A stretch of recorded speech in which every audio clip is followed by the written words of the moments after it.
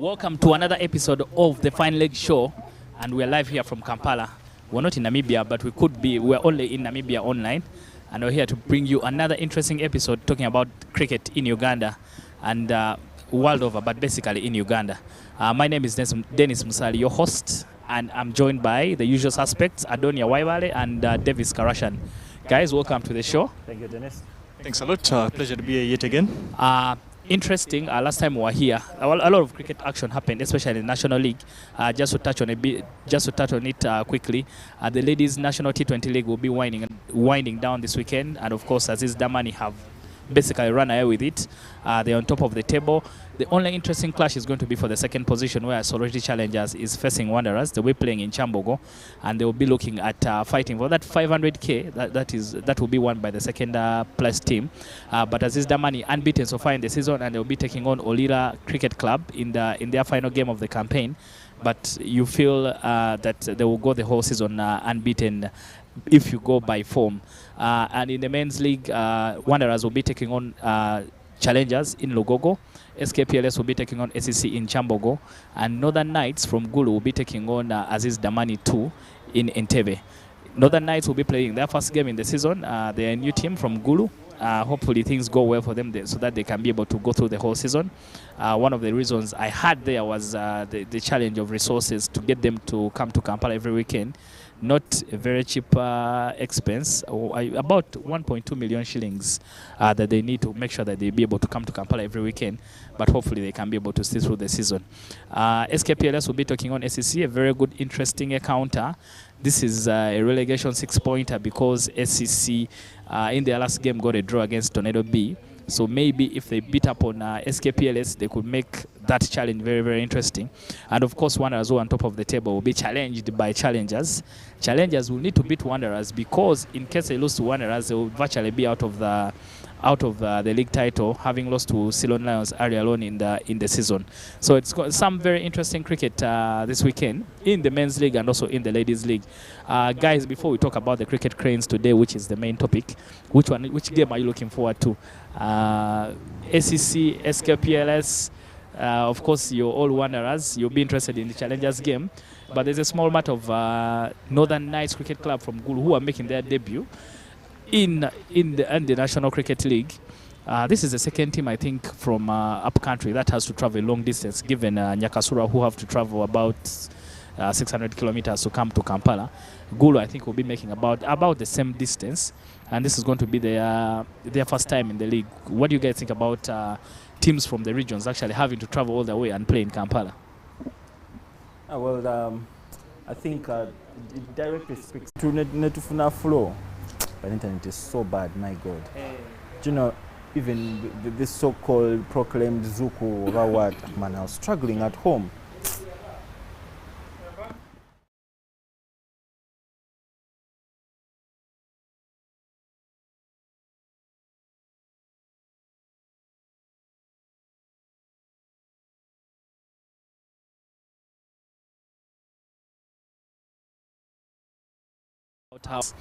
Have to make that long journey, and also if it is sustainable. That is a question I'll put to Davis actually. Do you think that is a sustainable venture? If local teams, organizing ourselves from Kampala sometimes is a challenge. Now you feel for a team that has to make sure they're in Kampala by 9:30 for them to, I don't know what time they have to leave Gulu. They have to sleep here overnight. Exactly. Sometimes that makes sense. Well, it is bittersweet, of course, for Uganda Cricket Association. It's good to see that teams that are from up country are basically playing some cricket, but I can imagine the logistical nightmare it comes with the fact that they have to cross quite a number of districts to actually get here on time to honor the fixture, because for me it is an indication of the passion that they do have to participate in the league. But as you mentioned a key point about the sustainability of it. I think one, it is pretty expensive, but perhaps it is it pushes UCA into the direction of getting maybe some facilities in this particular district, so that many of these teams are able to play on their home turfs, to have maybe a league that is played in the northern region, in the eastern region, and as Donny said, perhaps even in Nyakasura itself, so that it saves a lot of resources in terms of the logistical nightmare that come with it. Yeah, true that. But all in all, I think it's good to see like a new team coming through. I think they will come with a couple of new players. that could be able to see in the league. And ultimately, you're always happy to see a new team coming to chance themselves and and see how far they can go. Unfortunately, they're playing the money title in the second division. Hopefully, they don't play 1 or 2 games. Some big losses, and then you're like, yeah, that's true. That's true. But I think there'll be a lot of spirit in their fight. I think being the underdog, they have a lot to prove and a lot to show. So it'll be a very good team to keep an eye on. They have a lot to fight for, so they'll be really giving it their all. All right, we'll wait and see how that goes, but good luck to Northern Knights. Wanderers Challengers, quickly about it. Do you think Challengers is missing about 5 players with the national team in Namibia? Do you think Wanderers could have it seems I don't want to put it in a funny way, but it seems like the stars are lining up for Wanderers. They're able to take on Tamani they're able to check on Challengers when they're missing some of their key players. Well, would it have made a difference? Well, interesting to actually note that equally Wanderers does have some of its key players in Namibia as well. So, in my opinion, it could be a fair fight. Real title contenders are not just pretenders. So I believe it will be a very pretty and interesting game. I've heard the Challengers has shipped in some guns from Nairobi. What's the need to ship in some guns from Nairobi to make sure? Perhaps they have gotten word that the 2 of you guys are going to take to the field. I heard that they've shipped in some players to try and cover up for the missing guys. So it should be an interesting one in Nugogo. Maybe it could go either way. But I don't know if Wanderers is already dreaming of because if Wanderers beat Challengers, you feel that their next biggest challenge could be and all the other games go their way until the 4th of July when they have to take on Damani. It could come down to that game between them and Damani for who takes the title. Interesting. We're talking about taking the title at this particular stage with yet some teams haven't even taken the field.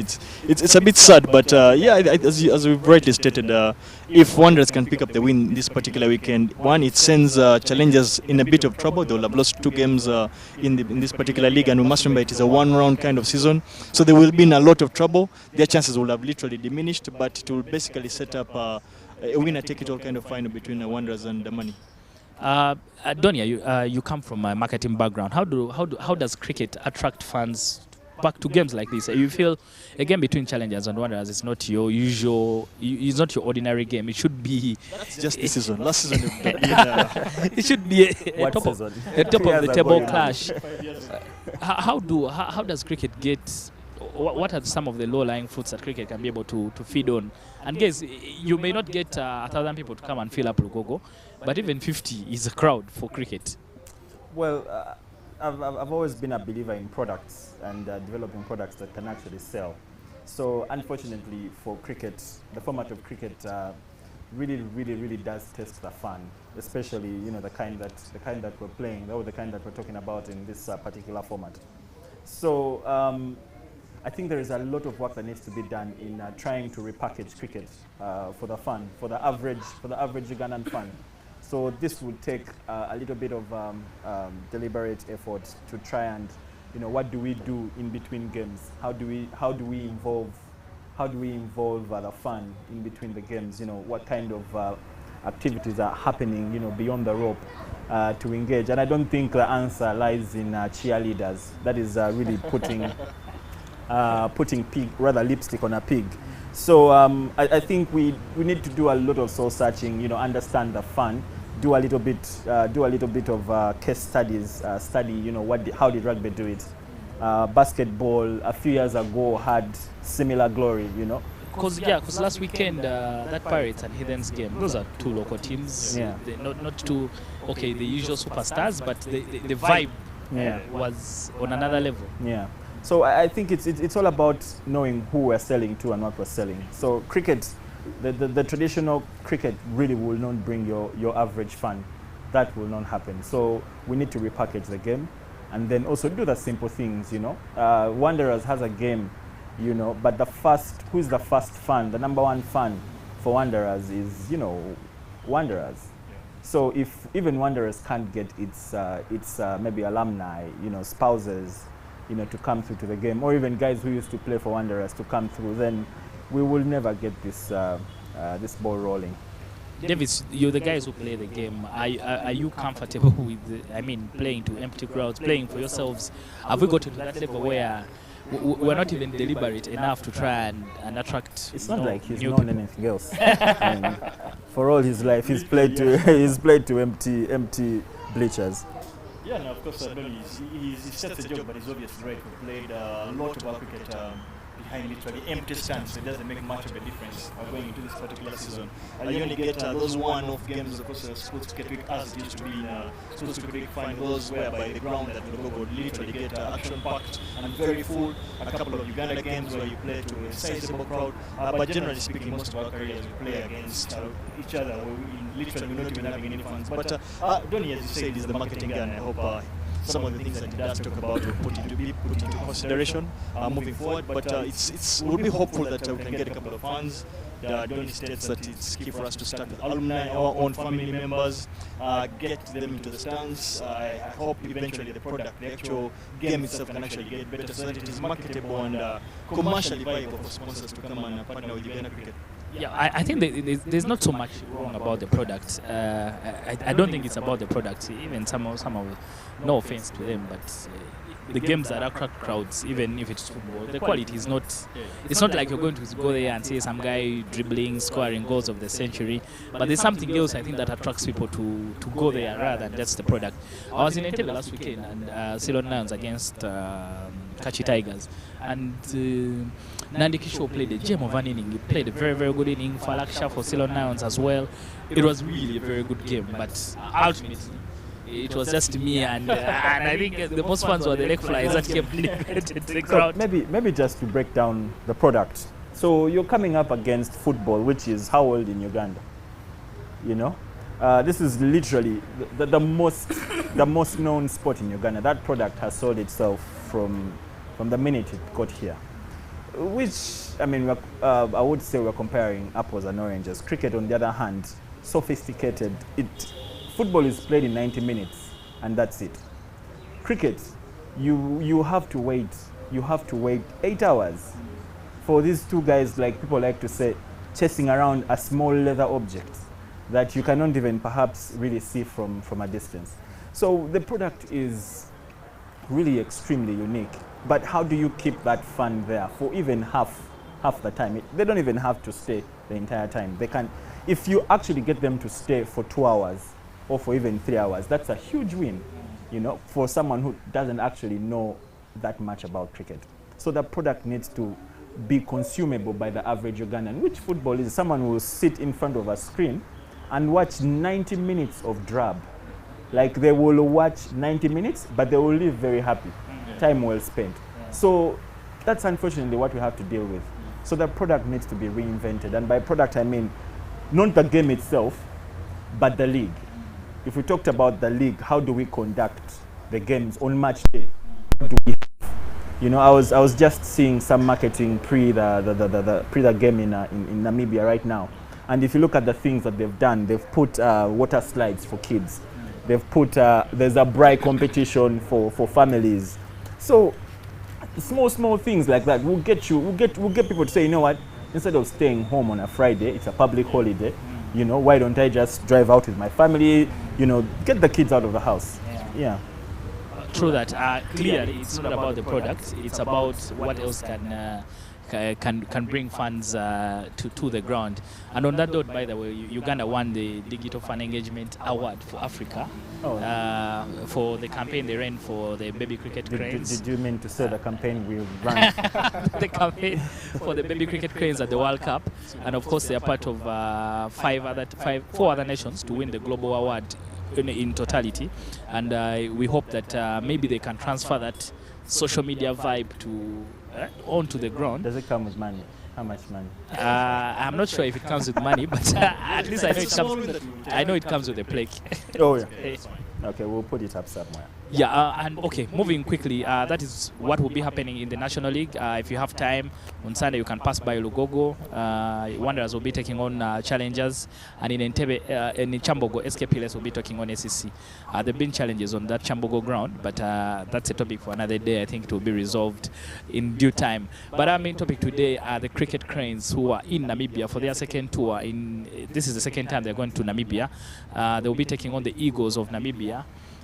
In a tour that when we were speaking to the head coach, Lawrence Mahatal still insists, and for him this tour helps him to evaluate his side as they go into very, very big, as they move into the year, because it comes very early in the year. It helps him evaluate the side, give opportunities to players who have been on the fringes, and also to test the depth of the whole team against a very, very quality team. Namibia is ranked 16th in the world. In T20 rankings, we are 25th. So he always feels that this trip, most Ugandans will feel like, why are we going there, because they're always going to beat us. But for him, he says that if we test ourselves against the best, it gives us a very good opportunity to be able to evaluate ourselves in all departments, in all skills, bowling, batting, see how far you are from the guys you want to be like, and then be able to work on that before you get into a very, very big schedule. Let's start with the team, Davis, the team that was named 15 players on that squad. Juma Miyagi and Emmanuel Asacha. Everyone kept saying, finally Asacha has been able to has been given an opportunity. For those that don't know Asacha, do you feel that is it finally has been given an opportunity, but is it he's finally earned his opportunity to be on the side? Well, speaking about the team and in general international cricket, of course, for one, it's great to see that at least the cricket cranes are back in action after quite a number of months. I think the last played in November, so it's good to see that they're back into international cricket. Speaking the team itself, I think for me, Hasaya has been, he's had a couple of, too many near misses. He's nearly getting into the side and then gets injured. Last time I think they went to Namibia, he missed out on selections narrowly. He's a player that had been contracted for the entire year. Unfortunately, wasn't able to don the yellow and red for Uganda. So for me, I felt he's one that has worked pretty hard. When you look at, he played for the Uganda under-19, played some G-Next events. He's been around the team, the national team, for quite a bit of a while. Scored a number of runs in the National League and in the trials. So for me, he's deserving of wearing the shirt. And he is up against a very quality, as you mentioned, a quality Namibia side. So for me, it will test his abilities. It will actually test if he has the skill for international cricket. But generally speaking, I hope it is an opportunity that he will utilize and at least make a name for himself going forward. Very true. Still talking about that side, Juma Miyagi impressed at the World Cup, picked up 13 wickets. They say he bowled close to 135 clicks in there, but he's been thrown in the deep end. Of course, Bilal Hassan is missing due to injury, so there are a couple of guys who are missing, and there have been opportunities that have been given to the youngsters. I think because Saud is not around and Ronak Patel, that's how Asacha has been able to get this chance. Adonia, do you feel that the boys will be able... sometimes when you get chances like these, once you establish yourself, that's it. Even if the senior player comes back, people will first be like, maybe first wait a bit. The boy has taken this opportunity and run away with it. Let's stick with him, give him that confidence that he's not just a squad player, but he's part of the group.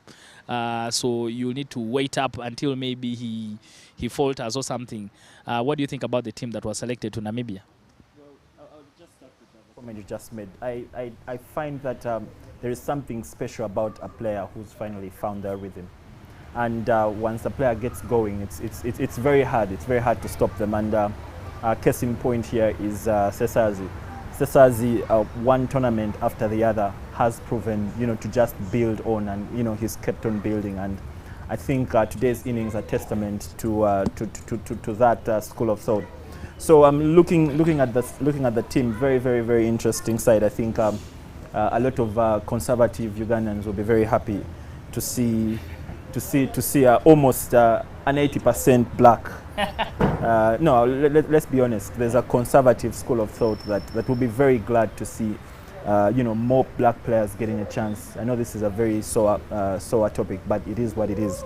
And I think I will share in that from a perspective of continuity. I mean, we have been singing this song of building local capacity, and I think opportunities like this, opportunities like this present rather the chance for us to actually do what we've wanted to do for a while. The question as to whether they are ready, whether they are deserving, I think if you look at the numbers, like Davis just mentioned, I think the guys have really earned the caps. Now it's time to prove themselves. But like you mentioned earlier, Juma Miyagi from the under-19 straight into the national men's team.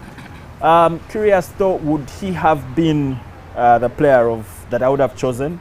You know, looking at the entire under-19 camp, and maybe looking at what other people could bring, or how other players did in the under-19 World Cup.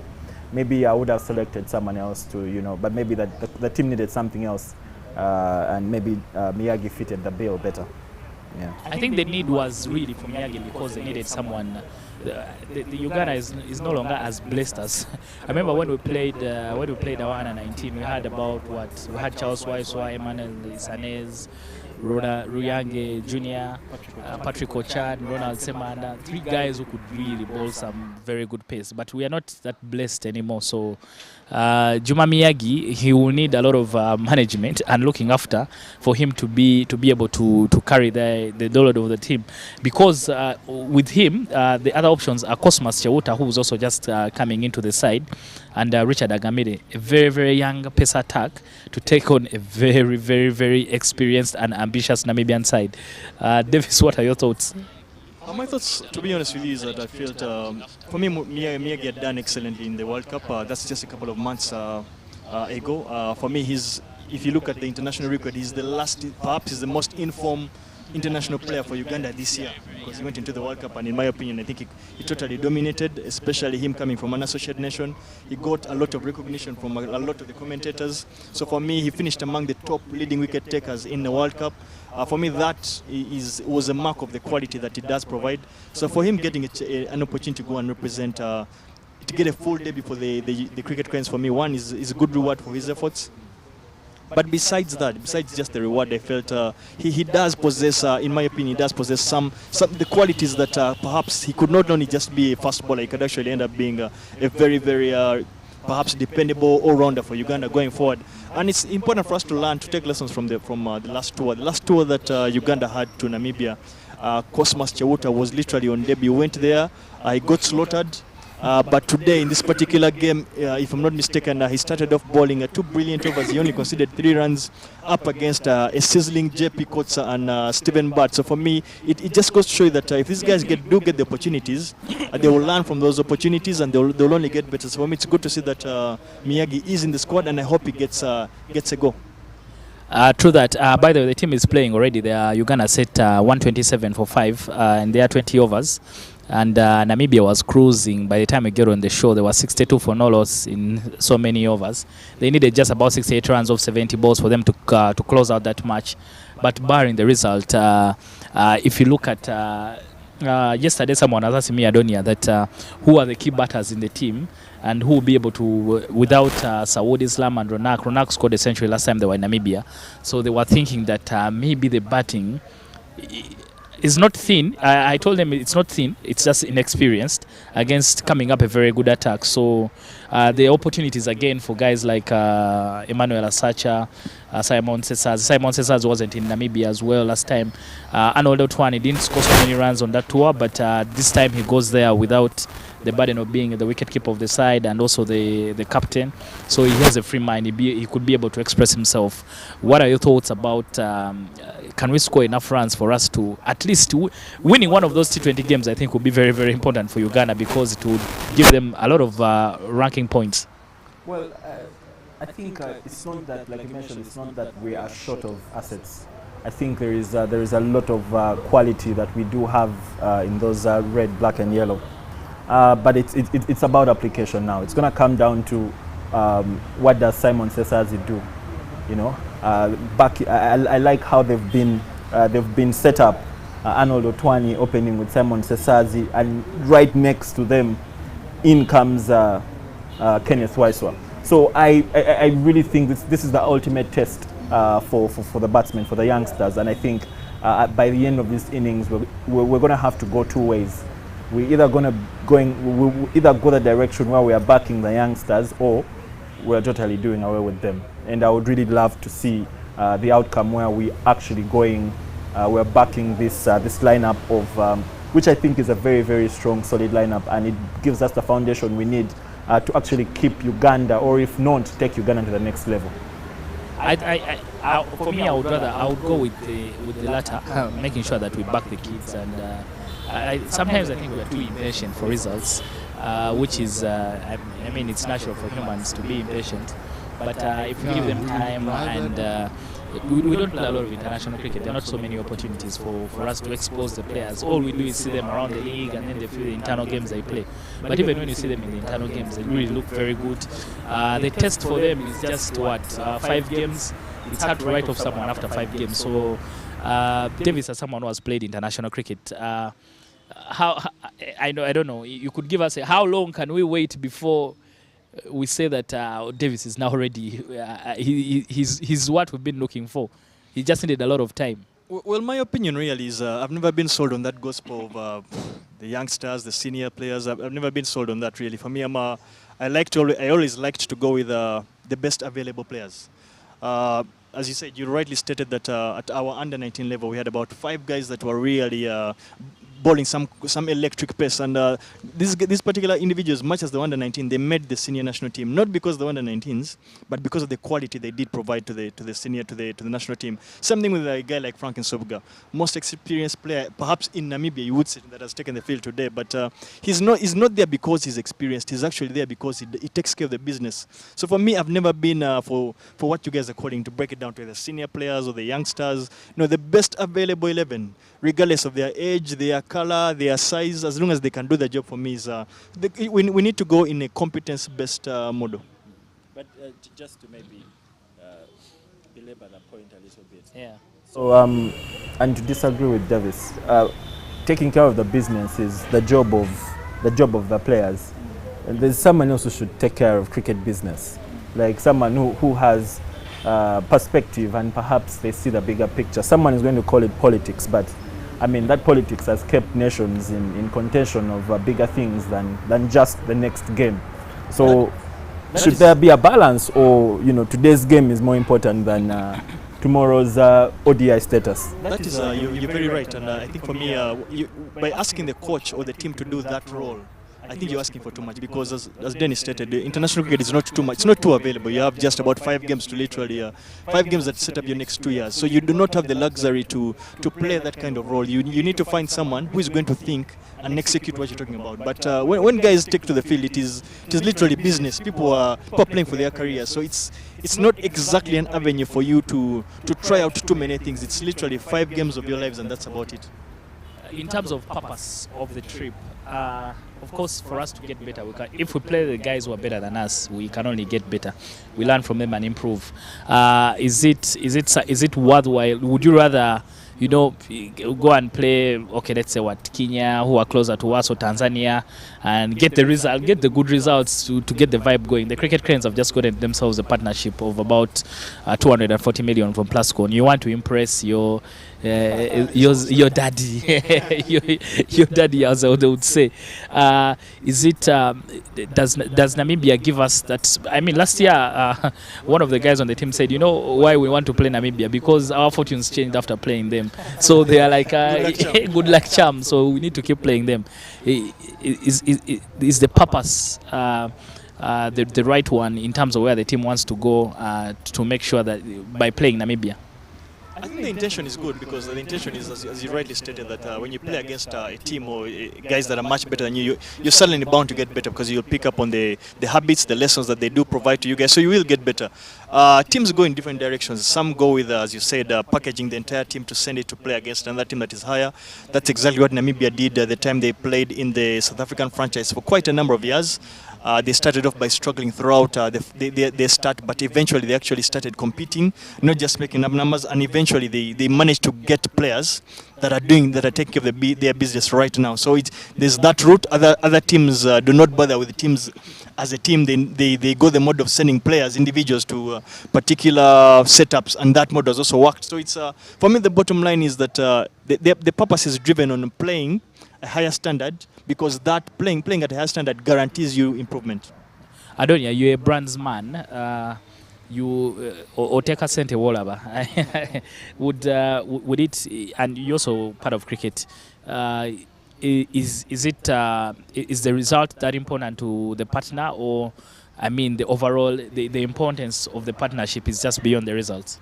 So I'll just maybe give you the context of why brands invest in sports. So first of all, sports is a key passion point for consumers. Like if you look at opportunities for brands to connect, people will either go music, sports, or even we're beginning to see some rise in comedy and things of the like. So, but why does a brand go in? A brand's go in for one thing: association and then numbers. Now, a brand like Plascon, unfortunately, does not sell paint. Paint is not something that you can sell on the pitch. You cannot bring paint. You cannot bring paint onto the oval like someone would bring soda or beer to sell on match day. That might not happen. So a brand like Plascon is perhaps looking for something, for a sport with a strong enough heritage, a sport with a strong enough connection to Ugandans. And I think football is taken, rugby is taken, basketball maybe not the best of choices. So which leaves cricket. So I think for us, the game, how do we give back to? How does cricket give value back to the sponsor? So yes, winning gets us in the right newspapers. Winning gets the right stories told about us. And guess who will be standing right besides the winning cricket cranes? Will be Plascon. So I think for us it's going to be the win is now the most important thing, because we cannot give Plascon the funds. We cannot give Plascon the numbers on match day. So what are we going to give them? We just have to give them the right coverage, the right PR. If they can get value in PR that's maybe double what they've invested or even triple what they've invested, they won't hesitate to sign. All right, understandable. I think we are still in very safe hands. But talking about that game in Namibia, the cricket cranes, Namibia is already ahead in that one. They need about just 8 runs to win off 14 balls, but they picked up 2 wickets, a run out, and 1 wicket there for Deus Muhumuza. But looking at that first innings, Davis, we had a chance to look at it. Simon Cesar is there at the top of the order, scoring 54 runs or 54 balls, 6 boundaries and 1 maximum. Very good job from him, supported by Dinesh in the middle order. That batting effort from Uganda, what did you make of it? Well, for me, first things first, kudos to Simon Cesar for continuing that kind of form that he had in Rwanda. He has continued that into what I would think is a very, very high quality Namibia side. This is a side coming from the World Cup. So getting 55 or 54, 54-1, you must take your hat off for him over that effort. Besides that, the 127 you would say is certainly below what would be expected, of course, at international T20 level. But it is we'll be hoping that we can only get better from there. I felt the inning never got out of first gear. I felt the inning was a bit too flat. We never seemed to ever get anything above 7 runs and over at any one time in the game. So I felt I've always had a perspective. I do not know what others think. I feel that our batting effort is it's neither top heavy, it is neither, we do not have the luxury of having a big finish as the team. So I do not know how we're going to find a way of getting either certain players to do certain jobs, so that we either have a top heavy kind of batting lineup, or we find a way of getting finishers, especially when guys like Dinesh and Riyazat do not actually avail that finishing role that they have done for so long. We need to find 1 or 2 other players that can actually get a couple of maximums and allow us to finish strong, because finishing an inning strong allows you to go into the break with momentum. I never thought we went into the break with that much momentum.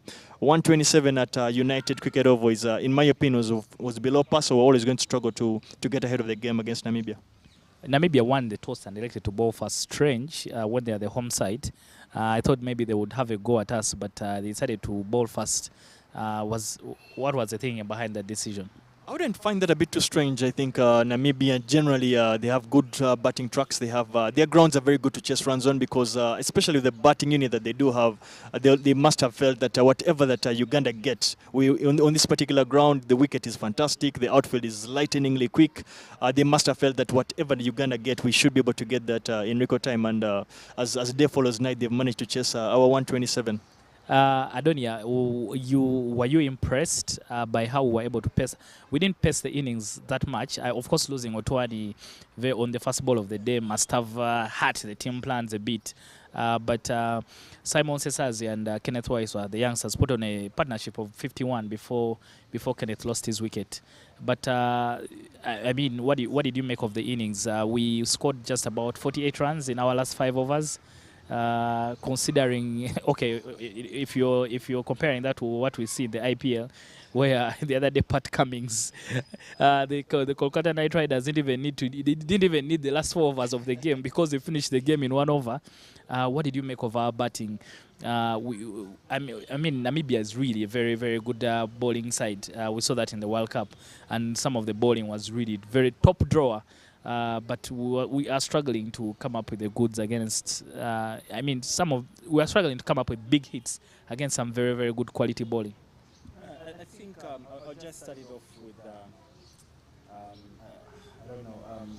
I think Otwani's luck continues to elude him. I think he's been extremely unlucky. You know, coming from the last tournament that he played.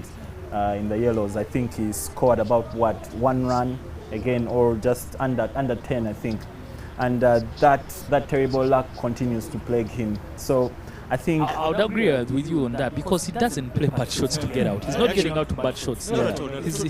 Today in that inning of Uganda, really, about 2-3 balls swung, and unfortunately for Twan, he got one of those 3 balls that swung, got an edge and got caught. The other day in Entebbe, he played a good shot at 1 meter to the left or right of the fielder, could have gone for 4 runs, unfortunately went straight to the fielder. So for me, I felt he's just been a bit on the less luckier side, but his quality for me is should not be questioned. And I think I watched about 1 or 2 trial games that they played, and was really in very, very good form. He was scoring runs. He's just, like we've mentioned, that he just needs that bit of luck for him to get going. Ziraba Arthur reincarnated, the most unlucky batsman to ever wear the Ugandan shirt. But just to maybe continue, I think I felt like we got off to a good start, and I think there is evidence and credit to Simon Sesazi. He did hold fort for as long as he could, but it also looked like we had a plan, and quite frankly, the back-to-back, I think Riyazat came in right after. No, I think it's Dinesh who came in right after Riyazat, and I think there was a lot of the plan was a good plan. Get the guns in there while they still have time to actually do the damage. But unfortunately, it was either a lack of patience or something, and the guns did not fire. So I really think it's a good plan, and should we wait to actually give the plan a chance to give us the dividends, or should we act in haste and switch things up quickly? And I'll just forward that to Davis because I mean right now it's really a game of it's a call as basic as give the plan a chance or go a different route. But the plan has only had 1 attempt, not a very bad attempt. It felt like we fell about 50 runs short, and that's a 20 from maybe a 30 from Riyazat and a 40 from Dinesh, and we could have perhaps been cruising in the 170s. I think so too, because the result actually is 8-wicket win for Namibia with 8 balls to spare. But like you mentioned, I don't want to. For my interactions with the coach, I think the coach has a plan, and for him it's about where they come from, structures and processes. So it's about a process and sticking with it.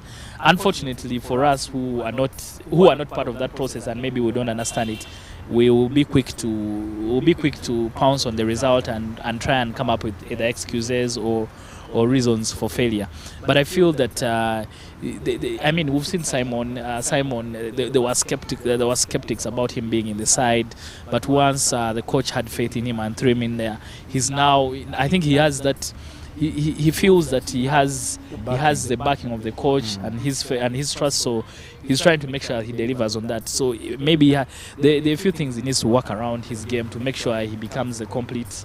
Proper batsman that the team requires, but it's about I don't know how Davis has been in those things. How do we understand the process, and we get as people who are outside looking in, how do we buy into that and still we shouldn't look so much into the results, but actually what is being trying to be done today. Today the team has lost Cosmas after bowling so well. I think I don't know what happened. I think that's something we need to talk about, because what it looked like from the TV and what it might actually be is I don't know. It really looked like a burnt broken engine. It got to him. Namibia is not a very cool country, so probably got in the heat. But Davis, we're talking about the process. How do we get the fans, people who are outside looking, how do they buy into that process? That, you know what, we already know Namibia is a better side than us, but how do we not look into the results so much and try and focus on one, supporting the side and making sure that come June, which is also going to be a bigger tournament, and then July, the T20 World Cup qualifiers, by when we start seeing the results, then we're like, oh, by the way, this is what has been happening here. Well, I think it's very important for guys to actually put on, basically be objective in their perspective. One, to understand where we're coming from as a team. Today, we must admit that even when we're not getting as many runs as we would have liked, we didn't see a lot of uneasiness. There was generally calmness on the guys that were on the wicket. Even the dressing room, you didn't see too many guys getting up and walking around, pacing around. No, there was a lot more calmness. So for me, that one is progress. But for the fans, they need to objectively assess where we have come from and what we are doing right now. For me, it's good to see that a couple of the players today. It's something that I was trying to check out today. I don't know the last time Uganda ever got bowled out in a T20 game. I'm sure it is a while back. That goes to show you that there is progress. It goes to show you that at least we can be certain that out of 100 games, Uganda will be able to manage to bat out their overs in at least 99, which for me, in my opinion, was not exactly the case. So for me, it is progress. It is good to see that at this particular time, for me, Simon Cesars is one that he has continued to improve. I like the fact that he's among the runs lately. He has been consistent. It is something that I mentioned a couple of months back. I think for me, he needs to find a way of working on his dot ball percentage. I think it's a bit too high. So it forces him to get into too many rush shots. But besides that, for him to bat 12 overs in a T20 game, get for year 50, for me, that is commendable. He can not only look to get better. But generally speaking, the fans, the guys that are around the setup, I think it's key for the guys to believe, not focus too much on the results. I think going to Namibia, a team that is in the World Cup, one, we need to be able to understand and pick up as many small wins. Today, as I mentioned earlier, Cosmas bowled 12 balls and only went for 3 runs against JP and Stephen Butt. For me, that is a big win that we must take. A couple of months back, 12 months back, last time Cosmas was there, he struggled to actually get any dot balls to write home about. So for me, that is a win. We must take into recognition that Brian Masaba and Deus Mumza are on the tour this time round. That goes to show you that the leaders are actually going to be present in this particular series. So for me, those small wins are the wins that we can put together and collectively hope that the puzzle will fall into place in June.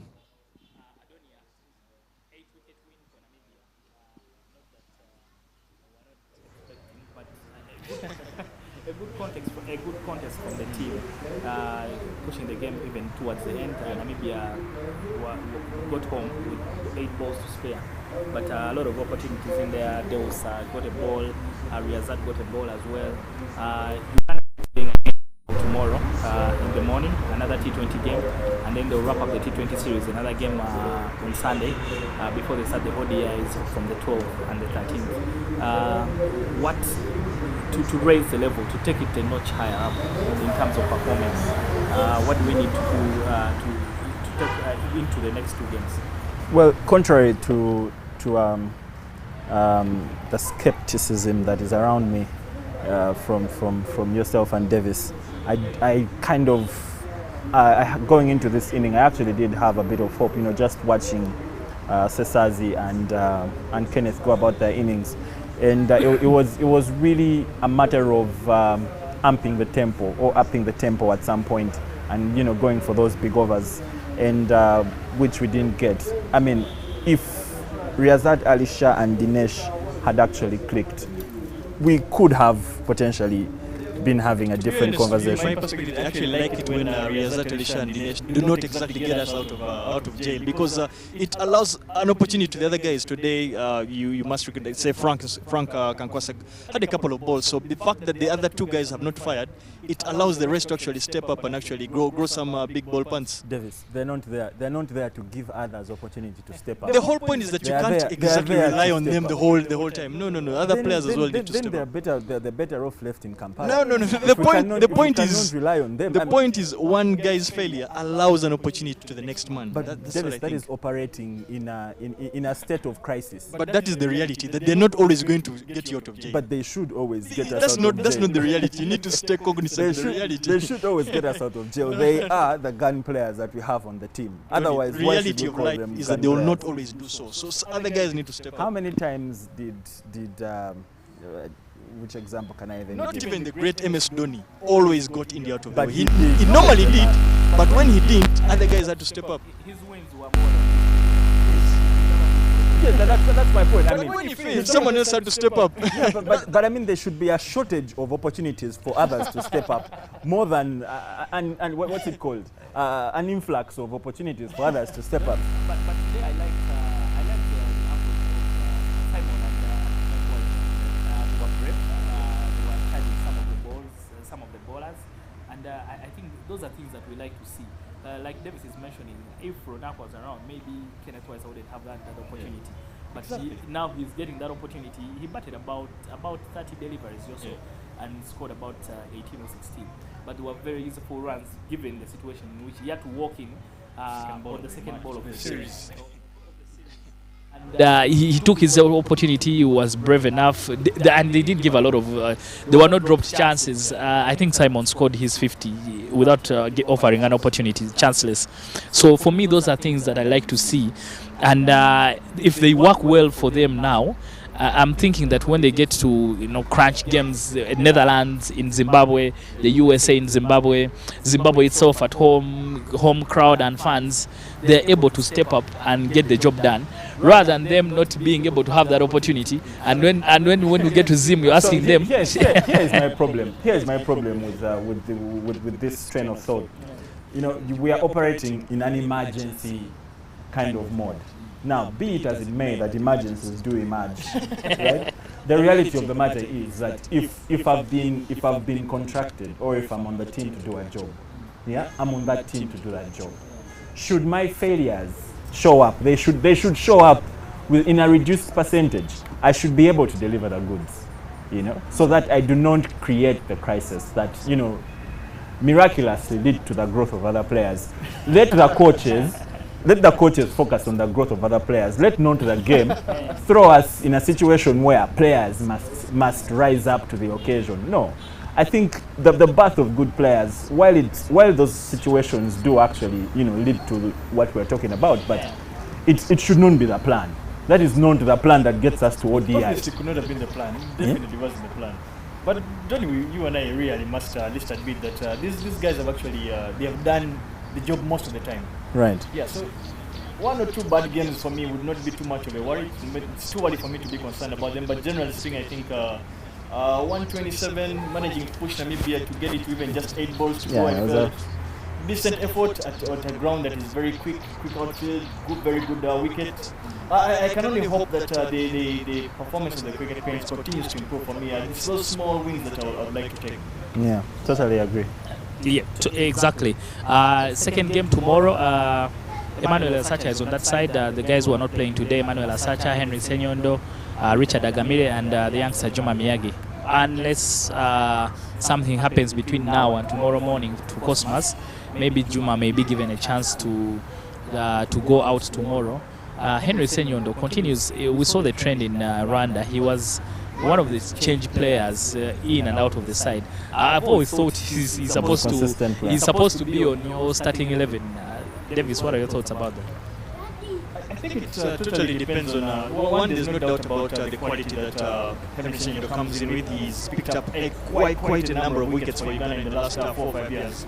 But it's very important for you to understand Henry Senyondo's strengths. And for me, one of his biggest strengths is the fact that he does have the ability to turn the ball away from right-handers, and that is something that not many players do have.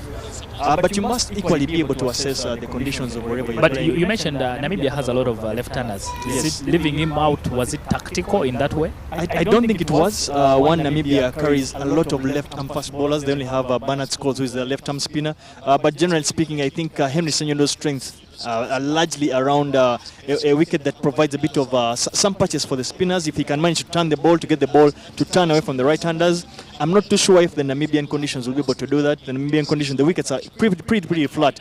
You'll not get a lot of turn. On the contrary, you find Frank Subga, who traditionally does not turn the ball much. You'd expect Frank Subga to do much better on those particular wickets than Henry Senyondo, because the wickets will not offer as much turn. So for me, Henry Senyondo will be in the side. He's a wicket-taking option for Lawrence Madlan and Brian Masaba. So it will be something for them to consider if the wicket, perhaps they play on tomorrow or the other day, does offer a little bit of a turn for him. Okay, Timothy Kaigwa from Canada says, great analysis, guys, and he's following the show. Adonia Waiwale, about the team. Richard Agamire, Henry Senyondo, and Emmanuel Hasahia. Who do you see coming into the side? I would still want to give, for me, I wouldn't change the top. I would still want to give Arnold Otwani a very good chance. I think he has runs in him. He's very, very hungry. He just needs, probably they need to switch it up a bit. Instead of him facing the first delivery, he can always go number 2. Yeah, it works, by the way. It works. I've batted at the top of the order. Sometimes when you're struggling, you just need to, even if you run 2 for your friend, it gets your adrenaline going, and then it just calms your nerves, and then you're able to get that luck that you want. But there are guys who need. When you remove one guy, it means you need to bring in someone else. Even if you need to keep, you want to keep everything together. But in terms of opportunities in the side, Henry Senyondo, Juma Miyagi, and Emmanuel Asacha, how do you see them fitting into the side? I still have a problem with the way we line up. I don't know. I'm not very tactical about it, but I don't feel that we exhaust all our resources very well. In this game, Deus Musa didn't bat, Brian Masaba didn't, Fred Achelam didn't have a crack as well. I feel that. I feel like there are some runs that we left at the back end of the innings. At the inning, because of the 5 wickets that we didn't utilize. I don't know how we find that balance to make sure that I feel that guys like Brian, Deus, and Achelam especially all have a contribution they can make for the team, even if it's just them scoring, 10 runs each. I think I've had this discussion before, like rightly stated earlier, that we don't get bowled out much in T20 cricket, and so you make a very good point. For me, I've always felt, for a while, I felt that I feel that we need to be, much as we are conservative and making as much progress as we would like to see, I think we need to find out being brave, a little bit more brave. You did talk about the batters today, Simon Sesazi and Fred and Kenneth Weiss were coming down the track to the Namibia fast bowlers. And that was brave for me. I don't know if it was brave in a smart way, because you must think about Simon Sesazi. Thrives off short-pitched bowling. So for Simon Sesazi to run down the wicket literally brings the ball closer to him, which doesn't work, doesn't augur well with his particular strength. So you probably need to find a way of either sitting more on the back foot and waiting for the balls that are much shorter, creating that bit of length. That for me is a way to look at it. But besides that, I feel a guy like Fred Achelam, I used to like to take a couple of risks. For me, I would not mind the option of sending him maybe up the order, give him 10 balls, allow him to just play with freedom, literally attack the opposition bowlers. Because I feel either way, we're not going to get bowled out. We have Deus Mums and Brian Masaba who will be able to hold fort and make sure we do not get bowled out. But how do we get to use maybe 10 runs? Those 10 runs could be the difference, could add us another 20 runs, and maybe this game could have ended a bit differently. Very well said, Davis. Adonia, what's your take? Andrew Rutalo, I know is away studying somewhere in Turkey, says hopefully we can play stronger opposition more often. The way players' mindset, this helps players' mindsets. Averages against opposition like Botswana and Seychelles shouldn't blind us. Plus, in our judgment, we should not forget the fact that this is our first engagement since last year. Adonia, what do you think about the team and how they set up to play? Well, like I said earlier on, I think we have the right combination. We just need to give it a chance to actually click. Otwan's luck wars will continue unless he dumps the current chicks and begins dating Lady Luck. Like he's got to start dating. That's a good one. Because at this point, it's getting out of hand. But other than that, I think, like you mentioned earlier, he looks like he's in the mood. And a player who's in the mood, you know, a little bit more trust in them, and they'll deliver the goods for you. I would wait it out. If I were to change anything, I wouldn't. I would perhaps give someone maybe bat with an extra, play with an extra bat. Because we've seen the bowling. The bowling has defending or trying to even defend 127 runs with what the low score that we have, and we've actually managed, you know, to smell victory, you know, by the margin that we've managed. So why would you play an extra bat if today there was Masava and literally Chalam did not bat? Well, I would do exactly what you said, and play an extra bat. So allow them to play that risky inning. So I'll give that risky inning to that extra bat, and then keep everything else as is, and then, you know, try to go for more runs. Exactly. I mean, like Davis mentioned, it's our lack of, we're not exhausting our resources really, and then we're not putting on big totals. But if you got about 150 against Namibia, I think that would be a lot of improvement in terms of. For me, if we got 150, that would be a successful tour to Namibia. If we can get 150 against Namibia in 120 balls, for me, that would wrap up. How do we? Because Simon today had a strike rate of 100. Yeah. How do we get that to? It's 120 is literally 100% strike rate, yes, yeah. or across the whole team. How do we get that to 100 and what? 120, 130. 130 strike rate will get us to about 150, 160. Yes, yeah, how do we, in terms of how we bat? Maybe what I saw was that we get the big hits, but we don't score enough. We don't get enough ones and twos to complement the big hits. How do we switch that up a bit to make sure we're not like the West Indies who only rely on big hits? I can categorically let you know that at least a couple of years back, because we recognized that we'd never had that boundary hitting ability much, so we figured that our best chance of piling up, getting a bit of an advantage, one was to run hard. Wherever we never hit the ball in the outfield, we try to turn ones into twos, turn twos into threes, just to get an extra run. But besides that, we felt it was very, very important for us to be able to rotate strike, pick up singles. And as I mentioned earlier, I think it's an area of concern that maybe Simon will eventually work on that dot ball percentage. I would be interested in knowing how many singles we actually picked up in this particular inning and how many dot balls we did actually were not able to get runs on. Because those, when you go deep down statistically, those are the areas that T20 games are won or lost. Yeah, and of course, in other positives, Frank Nsubuga bowled very well today. Of course, he continues to be the GOAT. You sound shocked, boss. That's Frank Nsubuga. No, the last time they went to Namibia, he didn't have a very good. He didn't have a very good trip. He didn't have a very good trip. I actually got injured, and he wasn't able to complete the whole tour. But today he bowled very, very well, picking up. He didn't pick any wicket, but of course tidy, bowling under 4 runs every over. And Akankwasa, the surprise one for me, he bowled 4 overs for only 22 runs. Touch expensive there from Dinesh Nakrani, who has been a prime bowler in T20s. Maybe we need to tighten up. I was speaking to someone last week who was neutral. They said that our bowling does not threaten. There's not a lot of bowlers in our lineup who can actually penetrative enough, but who can make you have sleepless nights, keep wondering, where am I going to score runs off this one? All of them are too. They're okay. They're okay. If you try and go after them, you could actually get something. Yes. What are your thoughts, Davis, about how do we work with what we have?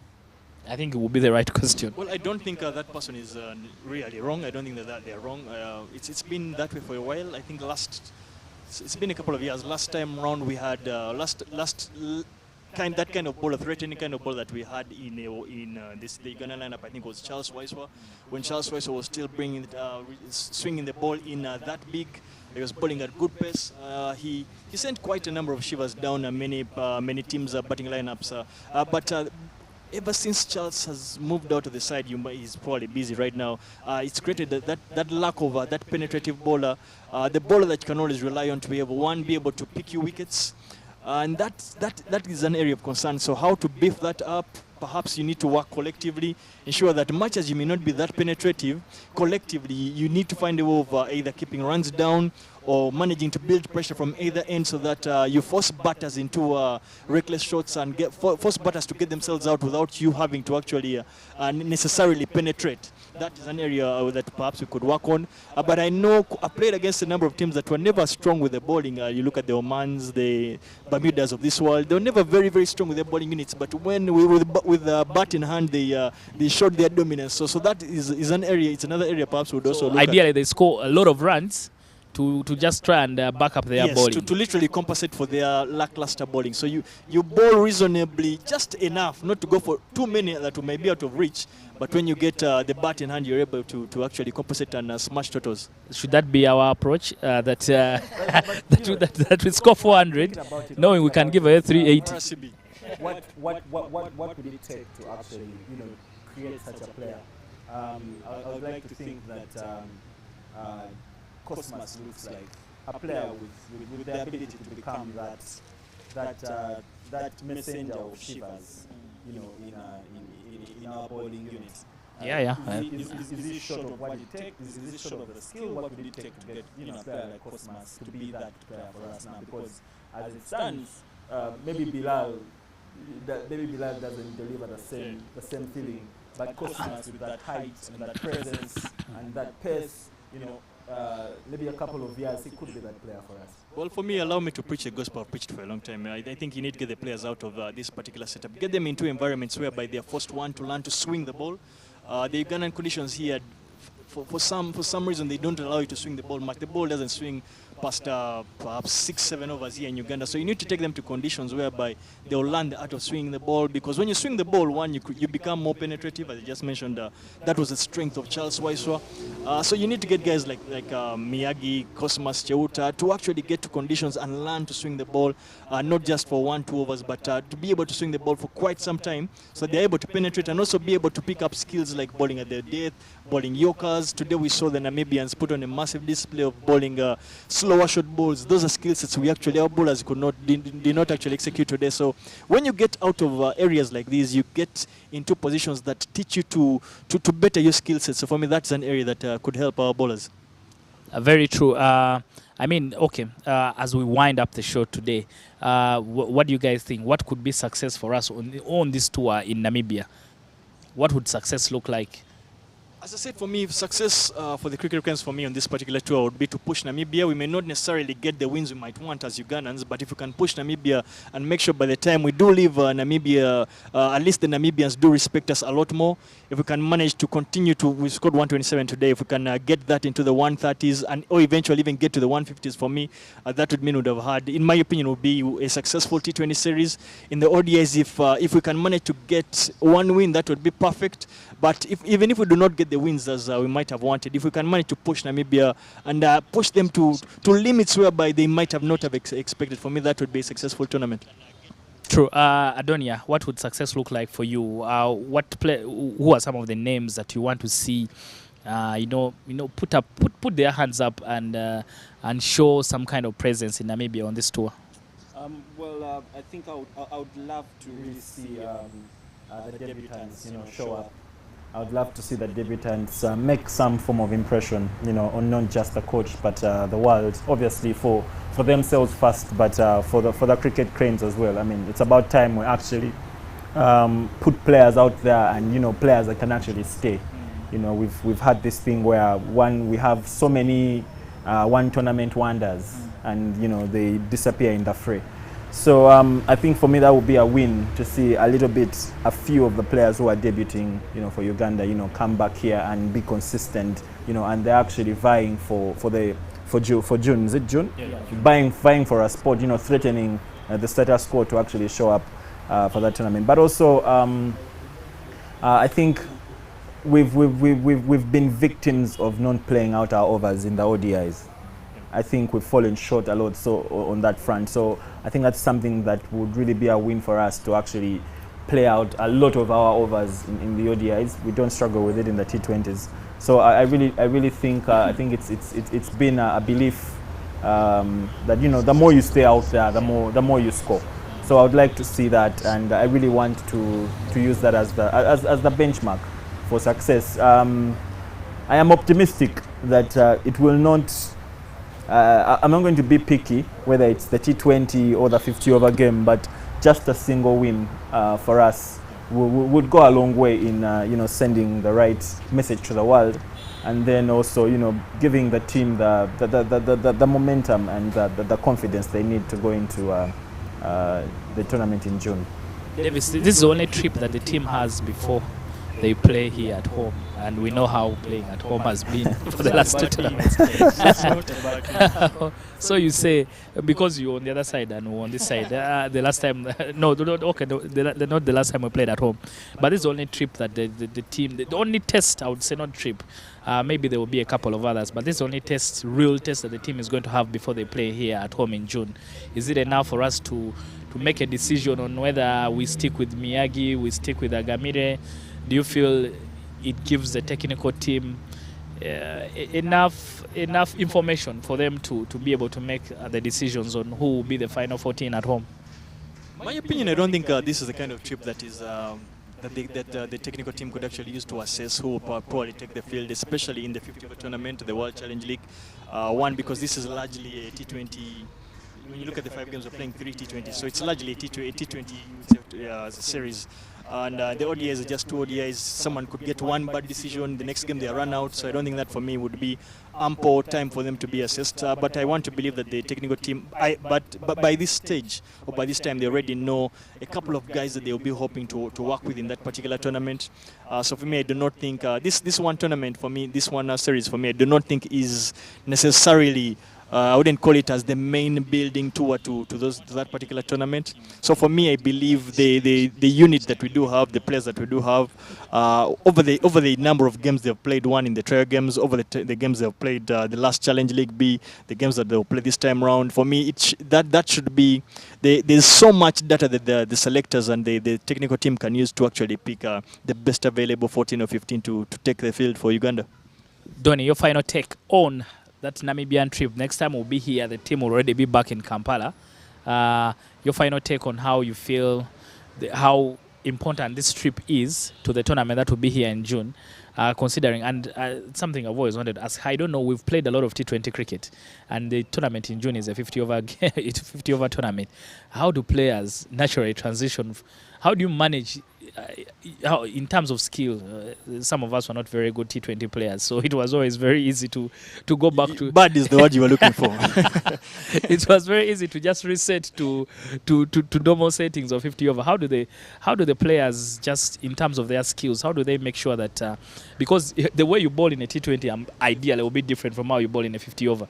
4 overs here and then 10 overs. How do the players reset to make sure that in terms of skill they are ready to play, and the T20, the World Cup qualifiers are just a week away from a week after the 50 over tournament in Kampala? How do the players, in terms of skill, how do they get themselves ready to move from one format to the other?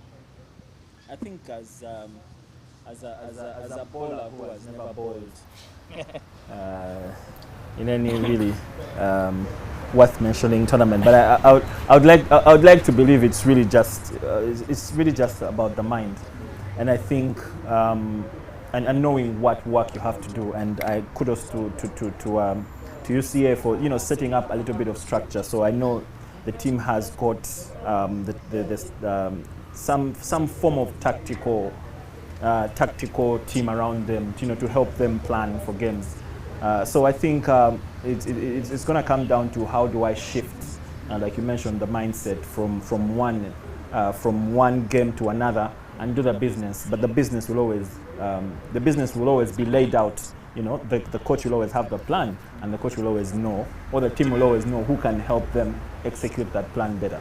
Because ultimately, if you're going to have Deus Muhumuza bowling in the T20, he's got to have the skill and the mindset to know, how do I bowl in the middle and how do I bowl at the death.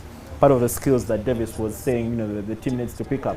So it's really it's really about gaining more experience and knowing what to do at what point in what inning. Yeah. Okay, and in the tour is this is all they will have for in terms of testing before they take on 5 other nations in the Challenge League B. Is this proper test? Is the test enough for them, for the technical team to make a decision about who represent us in June? Well, if I'm going to look back around similar times, when we were on the eve of a big tournament, and there've always been players that are missing, and obviously you do not want to deny the coach the leeway or the latitude to make that last minute insertion in the team. But suffice to say, if you look at this side is missing Ronak Patel. I haven't had any mention of Shazad, around this time, Sawood Islam. So there's definitely going to be some good or bad surprises. But looking at the team right now, I think the focus, in my opinion, is to have a good tournament and worry about June when we come back. Because I'm sure there will have to be a recalibration of sorts. Yeah, but ultimately, I think should the Namibia tournament have any bearing, on the decision that's going to be made on who gets selected, I would say I would only give it about 10%. And like we've been discussing, really, depending on who is available, a decision will be made on who can best represent Uganda. Yeah. All right, you heard it from the guys and the experts who are able to discuss the cricket cranes in Namibia. The side, like I mentioned, will be playing their second T20 game tomorrow morning, 11 a.m. Ugandan time, which will be 10 a.m. in Namibia. And then they will play their last T20 game on Sunday afternoon, 2 p.m. Ugandan time and 1 p.m. Namibian time. They'll start the ODIs on the 12th, and then the first ODI will be on the 12th, and the second one will be on the 13th, before they return home on the 15th. Challenging series for the cricket cranes, but one that is really very, very important for them in their journey this year, when they have very, very many tours that are lined up for them. They will be participating in the Challenge League B that will be hosted here in Kampala from June 14th to the 28th, and then they will travel to Zimbabwe to take part in the T20 Global Qualifiers Group B from July 4th to 14th. If Uganda does well, if Uganda finishes among the top 2 teams in that 8-nation tournament, they will go straight to the T20 2022 World Cup in Australia. And then 2 weeks later, they will travel to Jersey for the final round of the Challenge League, which is the qualifier for the 2023 50-over World Cup in India. So a lot of international engagements for the cricket cranes, and very, very important ones for them, because I don't know, if all things don't go well for them, you don't know what will happen next year. So, but if things go well for them, they already know what is up for them next year. So it's very, very important for them to do well in these international engagements, and the tour to Namibia has been one which kickstarts their international season. So wish the cricket cranes well, and hopefully, like Adonia said, they pick up 1 or 2 wins to make us very, very happy. But I think the focus on this particular trip is not about the result, but about the performance of the individual players and the team in general. That has been it for us here from the Fine Leg Show this week. Make sure you make time with us. We'll make communication if next week will be Good Friday, so maybe a couple of guys won't be in town, but we'll make a decision on whether we'll have the show again, or we'll take time before we come back and give you another episode of the Fine Leg Show, talking about local cricket in Uganda, and sharing your ideas as in our opinions. These are our thoughts, and they're not the thoughts of the Ghana Cricket Association, but thoughts of our own, just to make that disclaimer. So thank you very much for being with us, everyone who has been able to watch the show. The show will still be on the Kawowo Sports YouTube channel or Facebook page if you want to watch it again. Send us feedback. If you need anything discussed, you can let us know so that we can be able to add it to the show. Thank you very much, and we'll see you again next week. Have a very, very good cricketing week.